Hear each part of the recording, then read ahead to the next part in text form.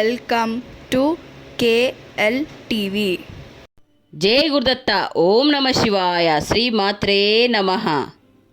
తమిళనాడులో ఒక హిందూ బ్రాహ్మణ కుటుంబంలో జన్మించిన రమణ మహర్షి గురించి ఒక భారతీయ ఋషి జీవన్ముక్తుడు భగవంతుణ్ణి తెలుసుకోవడానికి రకరకాల కారణాలు, రకరకాల సాధనలను, రకరకాల మార్గాలను సూచించాడు. రమణ మహర్షి బోధనలలో ఆత్మజ్ఞానం ప్రధాన అంశంగా ఉంది. వాటిల్లో కొన్ని మనం ఇప్పుడు తెలుసుకుందాం. ఇనుముని ఎవరూ నాశనం చేయలేరు. దానికి పట్టిన తుప్పే దాన్ని నాశనం చేస్తుంది. అలాగే మనిషిని కూడా ఎవ్వరూ నాశనం చేయలేరు. తన చెడు ఆలోచనలు, అహంకారం, గర్వం, వ్యసనాలు జీవితాన్ని నిర్వీర్యం చేసే తన వ్యసనాలే తన జీవితాన్ని నాశనం చేస్తుంది. కర్మానుసారంగానే సృష్టికర్త మనుషుల జీవితాలని నడుపుతాడు. జరగదు అని రాసిపెట్టినా ఎవ్వరూ ఎంత ప్రయత్నించినా అది జరగదు. అదేవిధంగా జరుగుతుంది అని నిర్ణయించబడిన ఎవ్వరూ ఎంత అడ్డుపడినా అది జరగక మానదు. మానవత్వం ఒక సముద్రం వంటిది. సముద్రంలో కొన్ని నీటి బిందువులు మురికిగా ఉన్నంత మాత్రాన సముద్రం అంతా మురికి అయిపోదు. మనం అలా అనుకోవడం పొరపాటు. కొంతమంది చెడ్డవాళ్ళ వల్ల మానవత్వంపై నమ్మకం కోల్పోవద్దు. మీరు ఎప్పుడైనా మాట్లాడాల్సిన వచ్చిన సందర్భం కానీ వస్తే ముందు పరిస్థితిని అర్థం చేసుకోవాలి. స్పష్టత లేకుండా మాట్లాడడం కన్నా మౌనంగానే ఉండడం చాలా ఉత్తమమైనది. భగవంతుడు మీకు ఒక అద్దంలాగా ఉంటాడు. భగవంతుడికి మీరు ఎంత దూరంగా ఉంటే భగవంతుడు కూడా మీకు అంతే దూరంగా ఉంటాడు. భగవంతుడు మీకు ఒక అద్దంలాగా ఉంటాడు. భగవంతుడికి మీరు ఎంత దూరంగా ఉంటారో భగవంతుడు కూడా మీకు అంతే దూరంలో ఉంటాడు. ఉన్నాడు అని మీరు గట్టి సంకల్పంతో ఉంటే, నమ్మకంగా ఉంటే చాలా అద్భుతాలు సాధిస్తారు.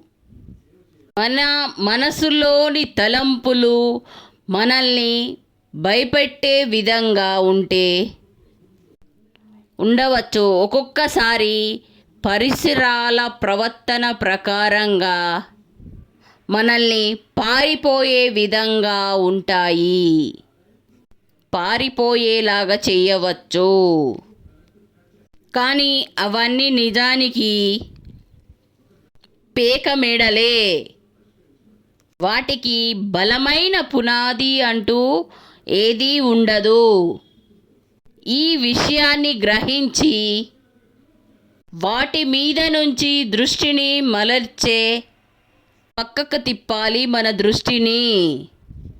వాటంతటా అవే కుప్ప కూలిపోతాయి. ఒక్కసారి కళ్ళు మూసుకోండి. మనసు అనేకమైన ఆలోచనలుగా విస్తరిస్తుంది. కొద్దిసేపటికి ప్రతి ఆలోచన బలహీనపడుతూ ఒక్కొక్కటిగా నశించిపోయి మనసు ఏకాగ్రతని పొందుతుంది. ఇలా అభ్యాసం చేయగా మనసు ఆలోచన బానిసత్వాన్ని తెంచుకొని ప్రశాంతంగా మారుతుంది. అప్పుడు మీ జీవితంలో ప్రతిదీ స్పష్టంగా అర్థమవుతుంది. ఉత్తములతోటి స్నేహం అత్తరు దుకాణంకి వెళ్ళడం లాంటిది. అక్కడ మనం ఏమీ కొనకపోయినా కొంత సువాసనని పీలుస్తాము. అలా కాకుండా చెడ్డవాళ్ళతోటి స్నేహం చేస్తే ఎప్పటికైనా ఆ స్నేహం ఎప్పటికైనా అది ప్రమాదమే మనకి. ఇది తప్పని, ఇది ఒప్పు అని విమర్శించకూడదు. విమర్శన వల్ల ఎవరూ బాగుపడరు. నువ్వు గాఢ నిద్రలో ఉన్నప్పుడు తప్పప్పులు తెలుస్తున్నాయా? లేదు కదా. అందువలన మెలకువలో నిద్రపోవడం అభ్యాసం చేయాలి. మీ మనసుని నిలకడ చెందినప్పుడే ఇది సాధ్యమవుతుంది. జ్ఞానం అందిస్తుంది. మౌనంగా ఉండడం వలన మీ ఇచ్ఛాశక్తి పెరుగుతుంది. అప్పుడు నువ్వు కోరుకునే స్వర్గం ఉంటుంది. మనిషి మనసుకి బానిస. మనసు మాయకి బానిస. మాయ పరమాత్ముడికి బానిస. కాబట్టి పరమాత్ముడిని పట్టుకుంటే మాయ తొలగిపోతుంది. మాయ తొలగితే మనసు నిర్మలం అవుతుంది. మనసు నిర్మలము అయితే మనిషి మహర్షి అవుతాడు. ఉపవాసం చేస్తూ భోజనాన్ని ధ్యానించడం కంటే భోజనం చేసి భగవంతుణ్ణి ధ్యానించడం శ్రేష్టం. జీవితంలో ఏదైనా పొందిన తర్వాతనే ఆనందం ఉంటుంది అని నమ్మడం మూర్ఖత్వం. అసలు రహస్యం ఏమిటంటే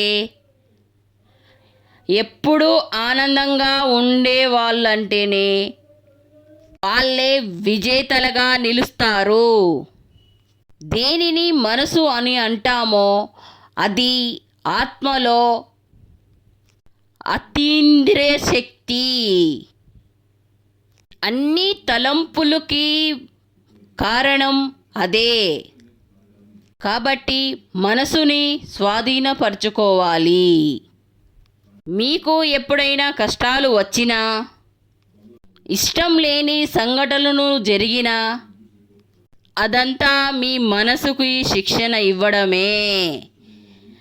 శరీరం మరణించిన తర్వాత ఏదైతే దాన్ని పవిత్రం చేయడానికే మనం మరణించిన తర్వాత మన తోటి వచ్చేదే. దాన్ని పద్ధతిలో పెట్టడానికి ఒక సంకల్పమే గాని భగవంతుడు చేసే మీ మీద ఇష్టం లేక కాదు, మిమ్మల్ని బాధ పెట్టాలి అని కాదు. బంగారాన్ని మంటలో వేసి ఎలాగైతే కరిగించి ఎలా పవిత్రంగా చేస్తారో అలా మిమ్మల్ని కూడా ఇంకా ఎక్కువ పవిత్రంగా చేయడానికి ఆ భగవంతుడు ఇలా చేస్తాడు. ఏ కర్మలు అనుభవించడానికి ఈ దేహం లభించిందో వాటిని అనుభవించే తీరాలి. వాటిని వదిలేయడం అనేది వ్యక్తి యొక్క ఇష్టాల మీద ఏ మాత్రము ఆధారపడి ఉండదు. ఎటువంటి కోరిక, సంకల్పం, ప్రయత్నం లేకుండానే సూర్యుడు ఉదయిస్తాడు. కేవలం సూర్యుడు ఉనికితోనే కమలం వికసిస్తుంది, నీరు ఆవిరవుతుంది.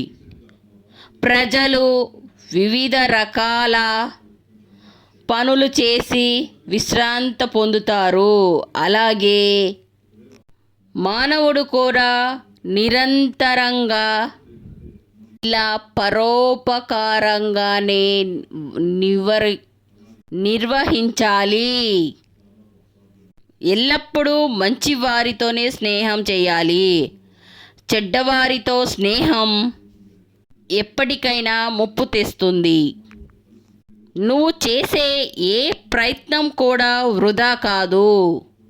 నువ్వు చేసే ప్రతి కర్మకు ఫలితం అనుభవించాల్సిందే. అది మంచి అయినా చెడు అయినా. జ్ఞాని మాత్రమే గుర్తించలేడు. ఎవరి సన్నిధిలో అయితే తిరుగుబోతుగా మనసు శాంతిని పొందుతుందో వారిని జ్ఞానిగా గుర్తించాలి. ధ్యానం అంటే ఆలోచనలపై మనసు చేసే యుద్ధం. అది ధ్యానం మొదలుపెట్టగానే ఆలోచనలు నిన్ను ముట్టడిస్తాయి. అయితే నీ సత్సంకల్పం క్రమంగా బలపడి వాటన్నిటినీ పారదోలుతుంది. ప్రశాంతత 4 రకాలు. మాటలకు సంబంధించింది, కళ్ళకు సంబంధించింది, చెవులకు సంబంధించింది, మనసుకు సంబంధించింది. వీటిలో మానసిక ప్రశాంతత చాలా ముఖ్యమైనది, చాలా గొప్పది కూడా.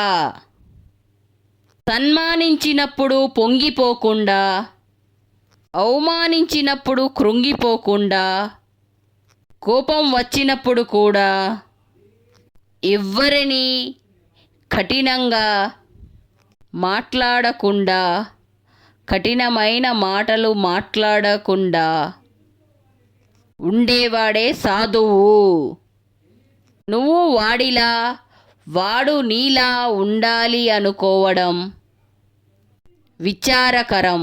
అలా అనుకోవడం, అలా కాకుండా నువ్వు నీలాగే ఉండడం ఎప్పటికైనా ఉత్తమం.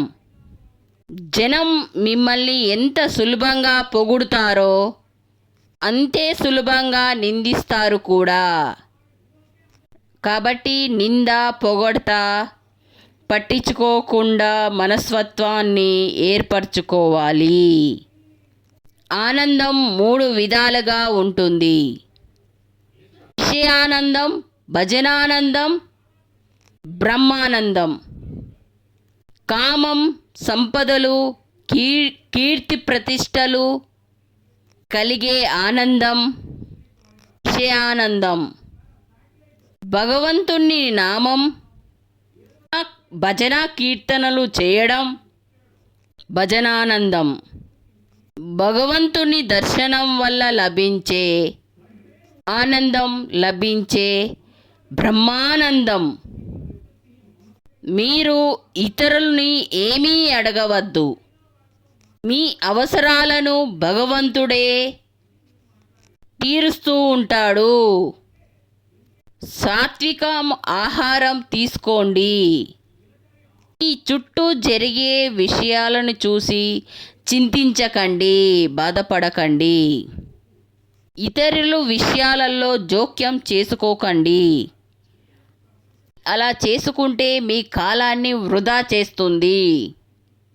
అద్దె ఇంట్లో ఉన్నవాడికి, సొంత ఇంట్లో ఉన్నవాడికి తేడా ఏంటంటే, అద్దె ఇంట్లో ఉన్నవాడు ఎప్పుడు అనుకుంటే అప్పుడు ఖాళీ చేసి వెళ్ళిపోగలడు.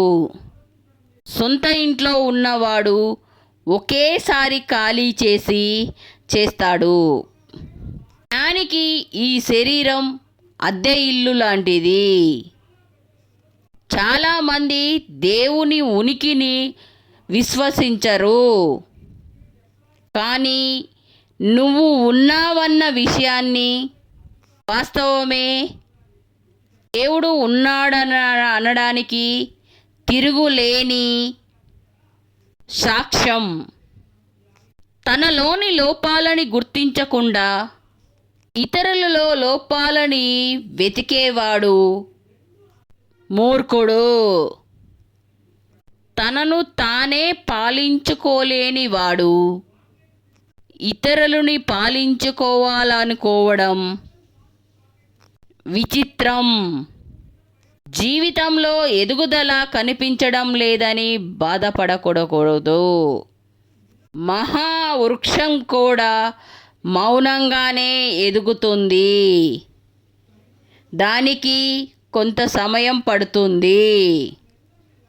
భక్తులు తన గురు పాదాలను తలుచుకున్న వెంటనే వాళ్ళ హృదయంలో ఉన్న తీవ్రమైన అజ్ఞానం నశించి ఆ క్షణమే పరమపదం లభిస్తుంది వారికి. అహంకారం, గర్వం విడిచిపెట్టిన వారికే దైవ దర్శనం కలుగుతుంది. పూర్ణ పరమాత్మ దత్త పరమాత్మ సర్వం శ్రీ దత్తార్పణం. జై Gurudatta. If you like this video, please like, share, subscribe. Thank you very much for watch this video.